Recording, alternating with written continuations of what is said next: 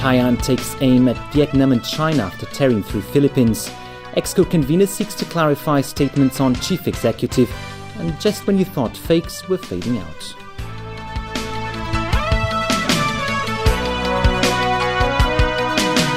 Good evening. The Philippines is facing a daunting relief effort a day after Typhoon Haiyan tore across the country. President Benigno Aquino has declared a state of national calamity with shattered transportation and communications links, making it difficult to count the dead and distribute relief goods. The Philippine military has confirmed 942 dead, but officials suggest the final toll is days away. James Aiken has the latest. By the time Super Typhoon Haiyan made landfall in Vietnam early today, it was downgraded significantly. The storm then swept into China's Guangxi region. Despite its weakened strength, Haiyan is still responsible for the deaths of 6 people in Vietnam and at least 4 in China. Sonia Artero has more. Executive Council convener Lam Woon Kwong said yesterday the chief executive should conduct an in-depth review of the free-to-air TV licensing issue. Today Lam tried to clarify his comments. Evelyn Leung reports. The chief executive says his administration is looking at ways to increase the amount of commercial space available in Hong Kong. Some of the proposals include turning government buildings into offices. Evelyn Leung tells us more. US Secretary of State John Kerry is in the Middle East to convince the region of the merits of a possible nuclear deal with Iran. He promised America was being very careful and wasn't abandoning its Arab allies despite an apparent thaw in relations with Tehran. Tony Sabine reports. The smuggling of counterfeit goods through Hong Kong shipping companies is on the rise.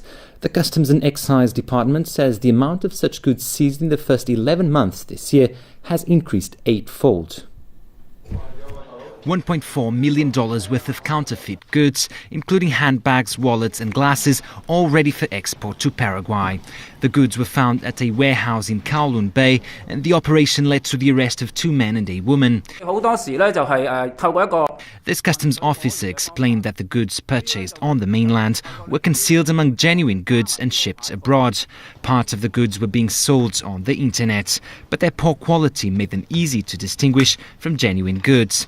The Customs and Excise Department said that the growing number of e-shopping websites and international express shipping companies was making it easier for smugglers to conduct their business.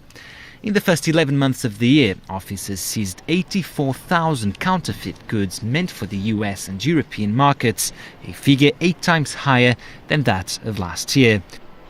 Police have found the body of a South Asian youth who was swept away on Lantau Island yesterday. At around 4 p.m. today, police discovered the body of the 18-year-old youth near the shark net at Cheungsha. He and his friends were camping nearby. They were swimming at the beach when they got into trouble in the rough surf. 3 of them were rescued. And in sports, Manchester United defeated Arsenal 1-0 at Old Trafford in an early season blockbuster. Jameson Wong has highlights. And a quick check of the weather before we go. Cloudy with a few rain patches. Temperatures will range between 22 and 25 degrees. That's the news. Good night.